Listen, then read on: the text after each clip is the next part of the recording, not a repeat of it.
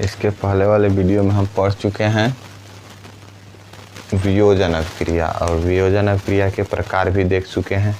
इसमें हम जानेंगे कि क्या होता है ऊष्माशोषी अभिक्रिया। ठीक, ऊष्माशोषी अभिक्रिया क्या होता है इसमें ये पढ़ेंगे।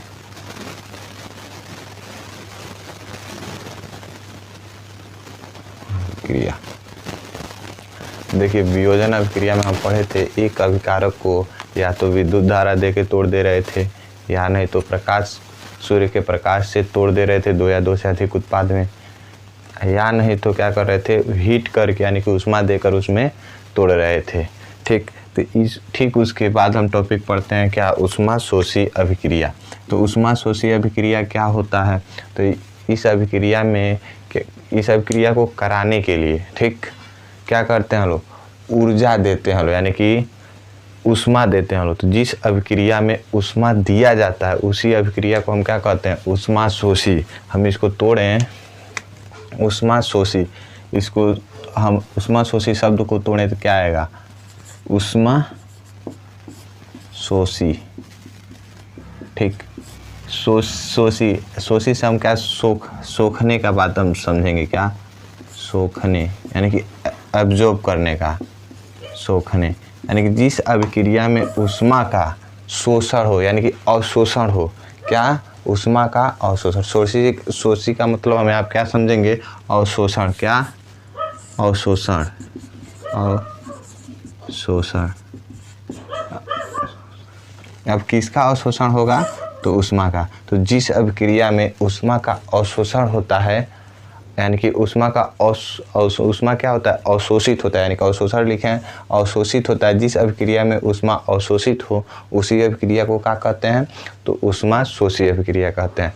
ठीक, उसका ऊष्माशोषी अभिक्रिया क्या होता है, तो वह रासायनिक अभिक्रिया जिसमें अभिक्रिया को पूर्ण करने के लिए क्या हो, ऊर्जा, विद्युत ऊर्जा या ऊष्मा या सूर्य के प्रकाश की आवश्यकता होती है, उसको क्या कहते हैं हम, ऊष्माशोषी अभिक्रिया कहते हैं। या नहीं तो ये भी कह सकते हैं वह रासायनिक अभिक्रिया जिसमें ऊष्मा अवशोषित होती है, क्या होता है उसको क्या कहते हैं, तो ऊष्माशोषी अभिक्रिया कहते हैं। तो इसका डिफिनीशन लिख लेते हैं, क्या होगा, वह रासायनिक अभिक्रिया, वह रासायनिक अभिक्रिया, वह रासायनिक अभिक्रिया जिसमें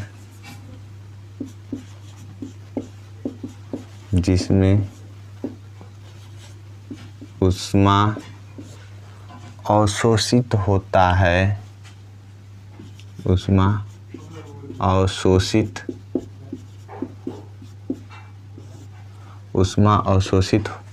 होता है, ऊष्माशोषी अभिक्रिया कहलाता है। ऊष्माशोषी अभिक्रिया, ऊष्माशोषी अभिक्रिया, ऊष्माशोषी अभिक्रिया कहलाता है।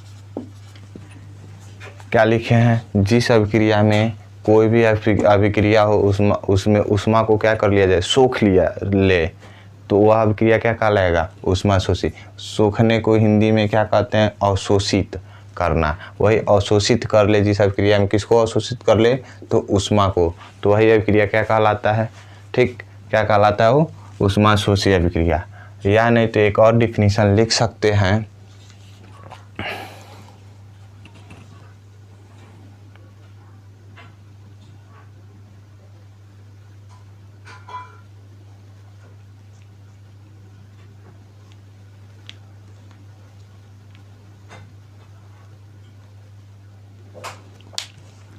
एक और अभिक्रिया लिख सकते हैं, इसका डिफिनीशन लिख सकते हैं क्या, तो दूसरा देखिए या करके इसको हम डिफिनीशन एक और लिख सकते हैं, समझ लेते हैं वो भी सेम।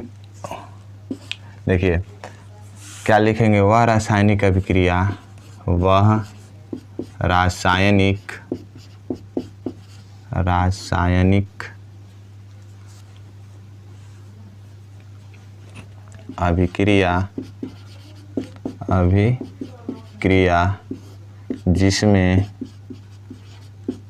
अभिकारक को तोड़ने के लिए अभिकारक को तोड़ने के लिए ऊष्मा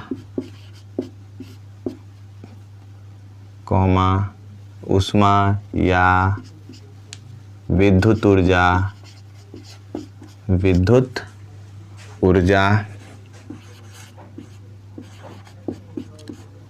या सूर्य का प्रकाश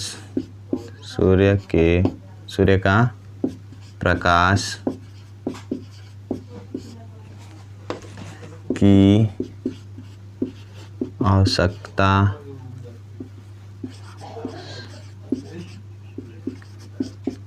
आवश्यकता होता है। क्या लिखे हैं? वह रासायनिक अभिक्रिया जिसमें अभिकारक को तोड़ने के लिए ऊष्मा या विद्युत ऊर्जा या सूर्य के प्रकाश की आवश्यकता होता है, क्या कहलाता है? ऊष्मा शोषी अभिक्रिया कहलाता है। ऊष्मा शोषी अभिक्रिया कहलाता है।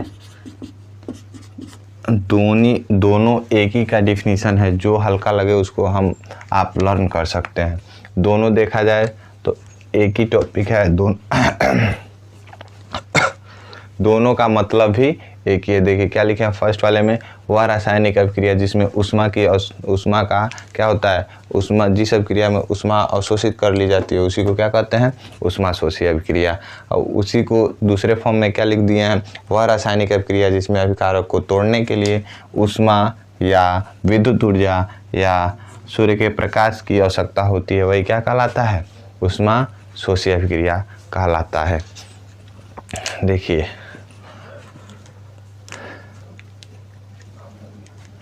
जैसे कि इसमें हम एग्जाम्पल ले लें तो एक वियोजन अभिक्रिया में भी पढ़े थे, जैसे कि हम ये ले लें CuO, ठीक, कॉपर ऑक्साइड। अब इसको हमको तोड़ने के लिए क्या करना पड़ेगा? Cu + O2 में टूटेगा ये। अब तोड़ने के लिए क्या करें? इसको हीट देंगे, यानी कि ये उदाहरण के लिए लिख सकते हैं, उदाहरण, ठीक। अब उदाहरण के लिए क्या लिख दिया? इसको हीट किए हैं तब क्या हुआ है? टूटा हुआ है। यानी कि क्या है? Copper oxide. क्या है? Copper oxide. कॉपर ऑक्साइड ये क्या है? ये है कॉपर, ये क्या है? ऑक्सीजन। ध्यान देंगे जहाँ इसे रिएक्शन के ऊपर त्रिभुज का निशान हो तो उसको हम क्या कहते हैं? बताए क्या थे? उसी को हम क्या, उसको पढ़ते क्या हैं? तो डेल्टा पढ़ते हैं। क्या पढ़ते हैं? डेल्टा। और डेल्टा का चिन्ह का मतलब क्या होता है? उस अभिक्रिया में जो अभिकारक है, क्या है? जो अभिकारक है, जो अभिकारक है उसको क्या किया गया है? गर्म किया गया, यानी कि ऊष्मा दिया गया। क्या? ऊष्मा दिया गया है, यानी कि ऊष्मा उसको दिया गया, लिख सकते हैं दिया गया है। अर्थात इसी को क्या कह सकते हैं? हीट किया गया है। देखिए कहने का मतलब इस डेल्टा के चिन्ह पढ़ते क्या है? इस त्रिभुज के चिन्ह को तो डेल्टा का मतलब क्या होता है कि जो इधर अभिक्रिया, कोई भी अभिक्रिया किया गया है, यानी कि अभिक्रिया कराया गया है, तो उसमें जब हम हीट देते हैं तो उसी का चिन्ह क्या बनाते हैं? डेल्टा। इसको तोड़ने के लिए, कॉपर ऑक्साइड को तोड़ने के लिए क्या किया गया है? ऊष्मा दिया गया। क्या दिया गया है? ऊष्मा। उसी को क्या लिख दिया? ऊष्मा दिया गया। ऊष्मा को इंग्लिश में क्या कहते हैं? तो हीट। तो हीट किया गया है, तो जिस हीट करने के पश्चात क्या हुआ है? तो कॉपर ऑक्साइड कॉपर और ऑक्सीजन में टूटा है। ठीक, तो देखिए हीट करने पे तो इस अभिक्रिया में देखेंगे तो ऊष्मा दिया गया है कि नहीं, हीट किया गया है। अभिक्रिया को कराने के लिए अभिक्रिया को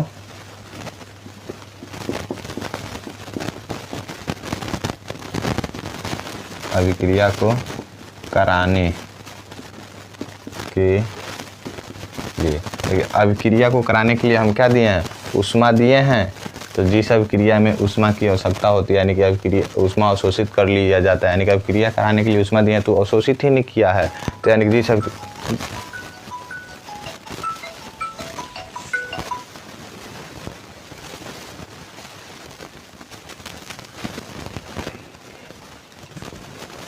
जिस अभिक्रिया में क्या हो, ऊष्मा दिया जाए तो वही क्या कहलाता है, ऊष्मा शोषी अभिक्रिया, जो कि जिसका एग्जाम्पल लिख दिए हैं।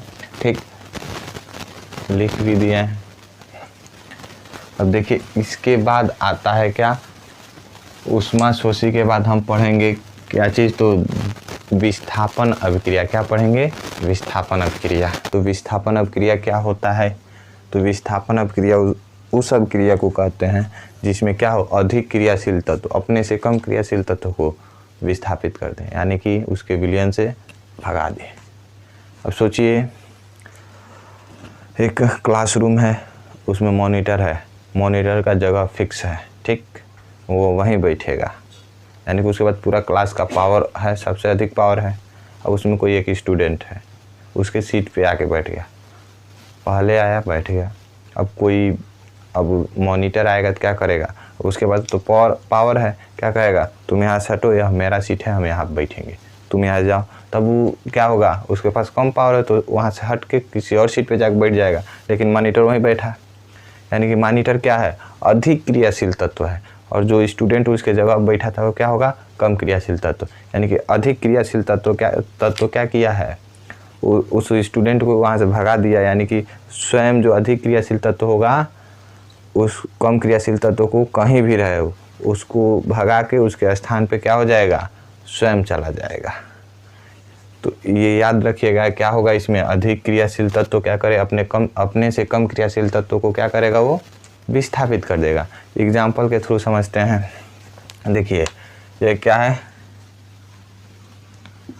आयरन है, प्लस में कॉपर सल्फेट CuSO4। ठीक, अब देखिए हम क्या कहे हैं, अधिक क्रियाशील तत्व अपने से कम क्रियाशील तत्व को विस्थापित कर देगा, यानी कि ये क्या है, क्लास का मॉनिटर, क्या है,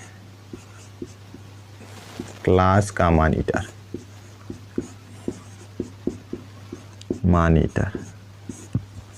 ठीक, क्लास का ये क्या है, मॉनिटर है। जो क्लास का मॉनिटर है यानी कि ये इसके पास पावर अधिक है, यानी कि क्या होगा, अधिक क्रियाशील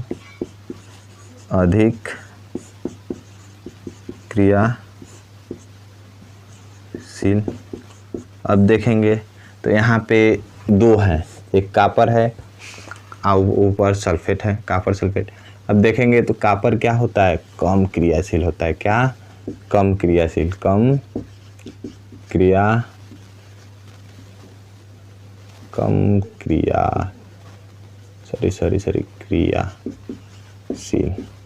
क्या है, कम क्रियाशील। अब कम क्रियाशील है यानी कि इसके पास इसके अपेक्षा कम पावर है। अब ये क्या कहेगा, तुम CuSO4 को छोड़ के चले जाओ, तुमको इसके साथ नहीं रहना है, इसके साथ कौन रहेगा, हम रहेंगे। कौन कह रहा है, Fe कह रहा है, यानी कि आयरन कह रहा है Cu से चुपचाप तुम यहाँ से छोड़ के इसको जाओ, इसके साथ हम रहेंगे। ठीक, अब बताओ ये तो कम क्रियाशील है, इसके पास कम ही पावर है, ये क्रिया बहुत कम करेगा, इसके पास क्रिया करने की क्षमता ज़्यादा है, इसके पास कम है, ये चाह कर भी नहीं रुक सकता है। जब इसके पास पावर अधिक है, इसको यहाँ से भगा देगा, कहेगा ना तुम तुम SO4 के साथ नहीं रह सकते हो। अब SO4 के साथ कौन रहेगा, तो कौन रहेगा, क्या कह रहा है, कौन कह रहा है, Fe कह रहा है। अब Fe इसको भगाएगा, स्वयं उसके स्थान पे आ जाएगा। अब बताओ Cu हटेगा तो क्या आएगा, Fe आके जुड़ गया FeSO4 प्लस में क्या बच गया, कौन भाग गया यहाँ से, तो Cu। तो यही देखो विस्थापन अभिक्रिया में यही होता है, अधिक क्रियाशील तत्व अपने से कम क्रियाशील तत्व को उसके विलयन से विस्थापित कर देगा। यहाँ आप देखेंगे तो क्या है, जो आयरन है ये सॉलिड स्टेट में है। अब यस फॉर सॉलिड, सॉलिड का अर्थ क्या होता है हिंदी में, ठोस। ये क्या है, एक्वस अवस्था में, यानी कि विलयन के अवस्था में है। ये भी क्या होगा, एक्वस अवस्था में होगा, एक्वस अवस्था में, ये सॉलिड अवस्था में।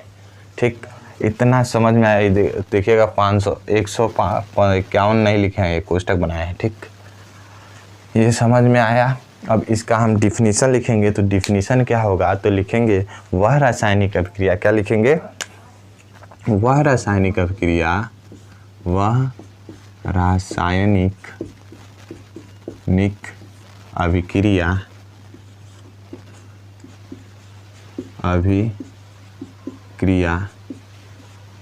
जिसमें अधिक क्रियाशील तत्व,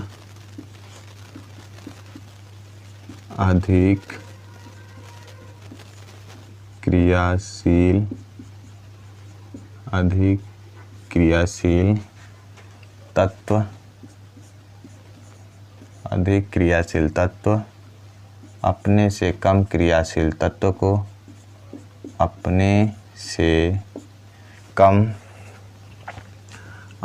से कम क्रियाशील तत्व को उसके विलयन से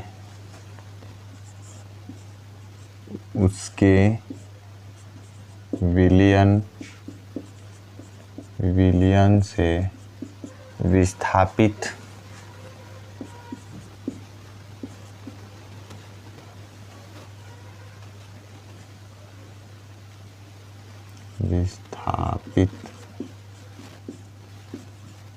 कर देता है, विस्थापन अभिक्रिया कहलाता है। क्या, विस्थापन अभिक्रिया कहलाता है, अभिक्रिया कहलाता है।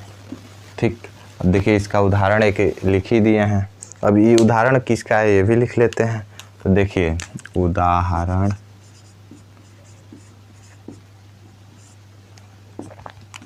लोहे के कील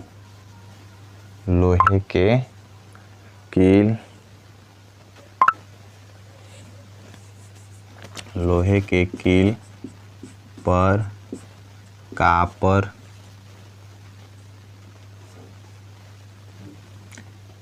कॉपर की भूरे रंग की परत जमना। देखिए कॉपर, लोहे के कील पर कॉपर की भूरे रंग की परत जमना, क्या लिखे हैं, जो ये रासायनिक अभिक्रिया हुई है। ठीक, जो ये रासायनिक अभिक्रिया हुई है, तो इस अभिक्रिया में ये Fe क्या है, एक लोहे का कील है। ठीक, अब इसी को कॉपर सल्फेट के विलयन में डाले हैं, तो क्या हो गया, इस पे क्या हो गया, भूरा रंग का एक परत जम गया है। ठीक, तो उसी का रिएक्शन है। अब ध्यान देंगे तो कॉपर सल्फेट जो होता है, कॉपर सल्फेट है क्या है, CuSO4। जो CuSO4 है ये भी एक प्रकार का विलयन है, विलयन। ठीक, जो ये विलयन है देखेंगे तो इस विलयन का रंग क्या होता है, इस विलयन का रंग क्या होता है, नीला रंग होता है। क्या होता है, नीला रंग होता है। ठीक, जो इसका क्या है, यहाँ पे इसका रंग क्या होगा, नीला। लेकिन अभिक्रिया होने के पश्चात किसका निर्माण हो जाता है, अभिक्रिया के पश्चात किसका निर्माण हो जाता है, अभिक्रिया के पश्चात, अभिक्रिया के पश्चात देखेंगे तो FeSO4 का, किसका, आयरन सल्फेट का, यानी कि FeSO4 आयरन सल्फेट का निर्माण हो जाता है। देखिए अब आयरन सल्फेट का यहाँ पर निर्माण हो गया। ये तो रंग इसका क्या था, नीला, लेकिन जब आयरन क्या हो जाता है, FeSO4 का निर्माण हो जाता है, जिससे इसका रंग क्या हो जाता है, क्या विलयन का रंग क्या हो जाता है, हरा हो जाता है। ठीक, तो कभी कभी पूछ देता है हरा। CuSO4 के कारण क्या था, ये नीला रंग था, लेकिन अभिक्रिया के पश्चात किसका निर्माण हो गया, FeSO4 का निर्माण हो गया। जब FeSO4 का निर्माण हो जाता है तो विलयन का रंग क्या हो जाता है, विलयन का रंग क्या हो जाता है, तो हरा रंग का हो जाता है। किस कलर का हो जाता है, हरा रंग का। तो ध्यान देंगे, कापर की परत जमने का एग्जाम्पल लेंगे तो उसमें देखेंगे कापर क्या करता है, कील लोहे के कील पर कापर के भूरे रंग के जमने का एग्जाम्पल लेते हैं तो ठीक, तो उसमें क्या होता है, तो उसमें देखेंगे कि आयरन जो होता है कापर सल्फेट को विस्थापित कर देता है, यानी कि कापर सल्फेट का रंग क्या होता है, विलयन में नीला कलर का होता है। जब आयरन क्या करता है, कापर सल्फेट में से सल्फेट को क्या कर देता है, कापर को विस्थापित कर देता है, स्वयं जाके सल्फेट के साथ जुड़ जाता है, तो उसका रंग क्या हो जाता है, हरा कलर का हो जाता है। किस कलर का, हरा कलर का। ठीक, ये रहा दूसरा टॉपिक। अब इसके बाद हम पढ़ेंगे क्या, द्विविस्थापन। क्या पढ़ेंगे, द्विविस्थापन।